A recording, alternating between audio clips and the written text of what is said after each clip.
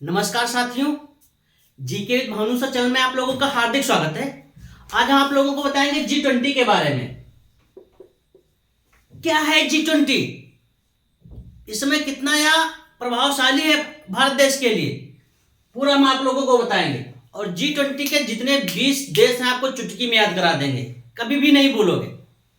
ठीक है, शुरू करते हैं। G20 समझने के लिए आपको G7 समझना पड़ेगा।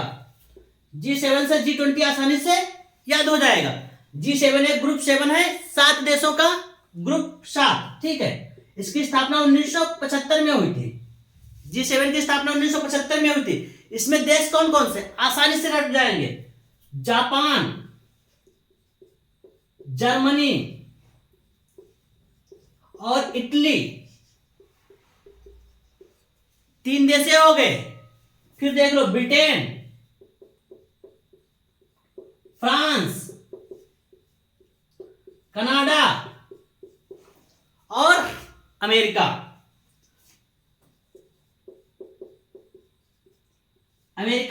यह G7 के 7 देश हो गए। आगे चल करके G8 हो जाता है। इसमें एक देश शामिल हो जाता है जिसका नाम होता है रूस शामिल हो जाता है। तो कुल मिला के यह G8 बन जाता है। इसमें 8 देश हो जाते हैं, मगर रूस को फिर 2014 में बाहर कर दिया जाता है। फिर यह G7 बचता है।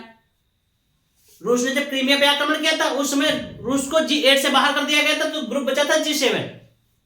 ठीक है, जैसे जिस प्रकार से यह 7 देशों का ग्रुप है, उसी प्रकार से G20 20 देशों का ग्रुप है, 20 देशों का समूह है। अब देख लेते हैं G20 की स्थापना हुई थी 1999 में, और इसका जो पहला सम्मेलन आयोजित किया गया था, वह पहला सम्मेलन हुआ था, पहला शिखर सम्मेलन 2008 में हुआ था। पहला शिखर सम्मेलन 2008 में हुआ था। कहां हुआ था? यूएसए में, यानी अमेरिका में हुआ था, संयुक्त राष्ट्र अमेरिका में। पहला शिखर सम्मेलन 2008 में संयुक्त राज्य अमेरिका में हुआ था। उसके बाद निर्णय लिया गया कि प्रत्येक देश में इसका सम्मेलन कराया जाएगा। अमेरिका में, फिर उसके बाद अगले देश में, फिर उसके बाद अगले देश में। जैसे 2023 का सम्मेलन G20 का, 2023 का सम्मेलन कहां है? भारत में। कहां पे? भारत को इस बार मेजबानी मिली है। इससे पहले 2022 का जो सम्मेलन हुआ था G20 का, वह इंडोनेशिया में हुआ था। अगर वो पूछ लेंगे 2024 का G20 सम्मेलन कहां होगा, तो 2024 का होगा आपका ब्राजील में।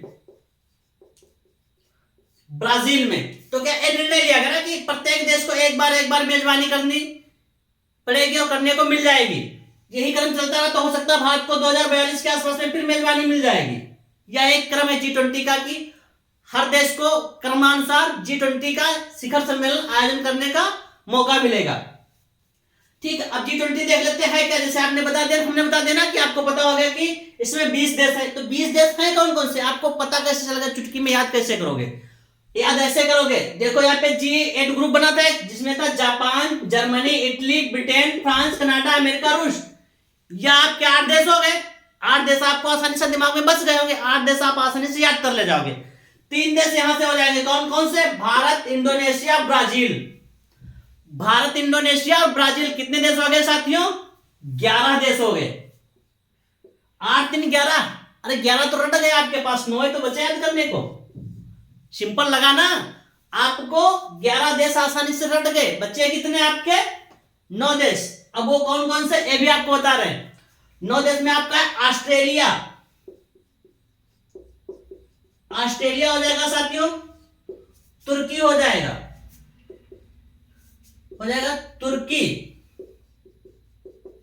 तुर्की हो जाएगा। सऊदी अरब हो जाएगा। सऊदी अरब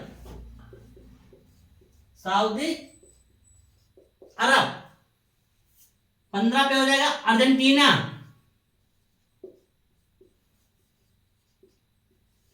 15 पे हो जाएगा। अब आपको इतने तो आसानी से रट गए होंगे। बताओ, 11 रट गए थे, 12 13 14 15। कोई कंफ्यूजन आप लोगों को? कोई कंफ्यूजन नहीं होने चाहिए। बहुत सिंपल तरीके से हमने बता दिया। 8 देश आपके यहां हो जाएंगे कौन से? Japan, Germany, Italy, Britain, France, Canada, America और रूस। 3 यह हो जाएंगे भारत, इंडोनेशिया और ब्राजील। ये सिंपल से आपके हो गए कुल मिला के 11, 12, 13, 14, 15, 5 देश आप लोगों को बचे, वो भी आसानी से याद हो जाएंगे आप लोगों को, उसमें कोई कंफ्यूजन नहीं रहेगा। ठीक है, अब आ जाएगा इसमें कोरिया गणराज्य। कोरिया गणराज्य, कोरिया गणराज्य। ठीक है, 17 पे आ जाएगा चीन। चीन भी तो इसका सदस्य देश है। 17 पे आ जाएगा चीन। 18 पे आ जाएगा अफ्रीका। 18 पे कौन सा देश हो जाएगा? अफ्रीका।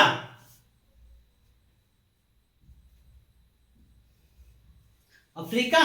और 19 पे हो जाएगा आपका मैक्सिको। 19 पे कौन सा हो जाएगा? मैक्सिको। और 20 पे हो जाएगा यूरोपीय संघ। 20 पे कौन सा हो जाएगा? यूरोपीय संघ। 20 पे यूरोपीय संघ। इस प्रकार से 19 देश और एक यूरोपीय संघ मिला करके G20 बनते हैं। ग्रुप 20 देशों का समूह। ठीक है, तो आप लोगों को तो देश आसानी से रट गए।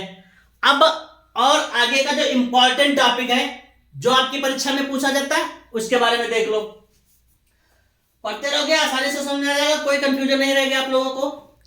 ठीक है, क्योंकि इसी प्रकार से क्वेश्चन आपको परीक्षा में देखने को मिलेंगे।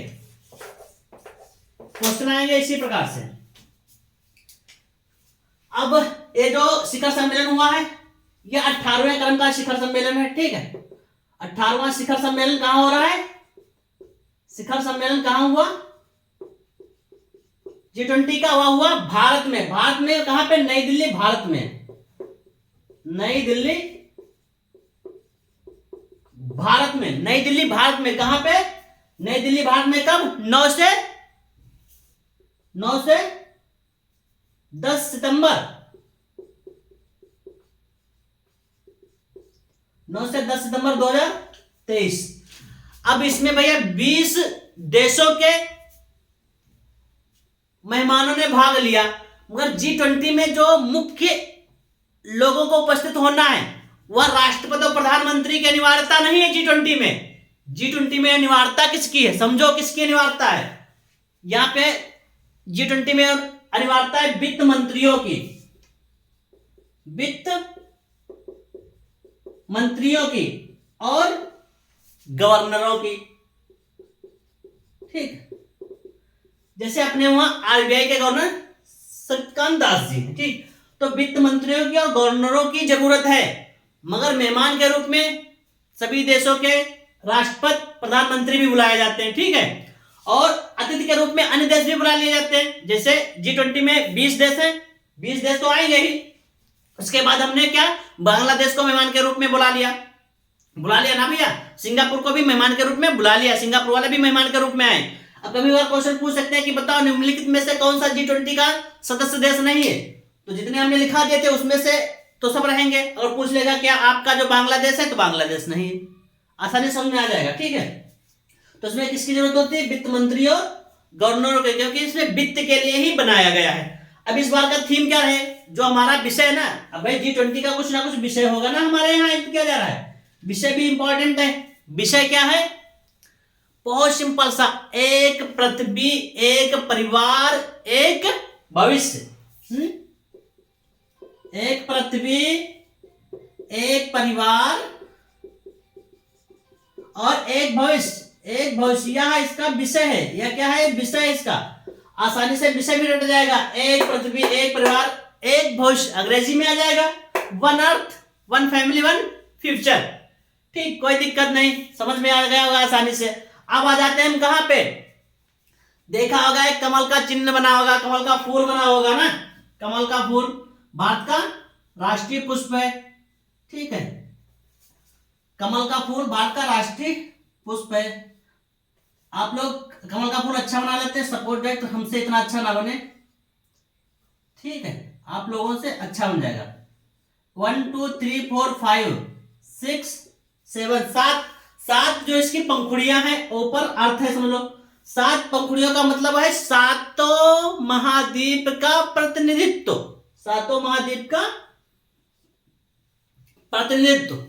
तो साथियों, हमने G20 के बारे में जो जानकारी आप लोगों को दी है वह कैसी लगी कमेंट करके जरूर बताइएगा।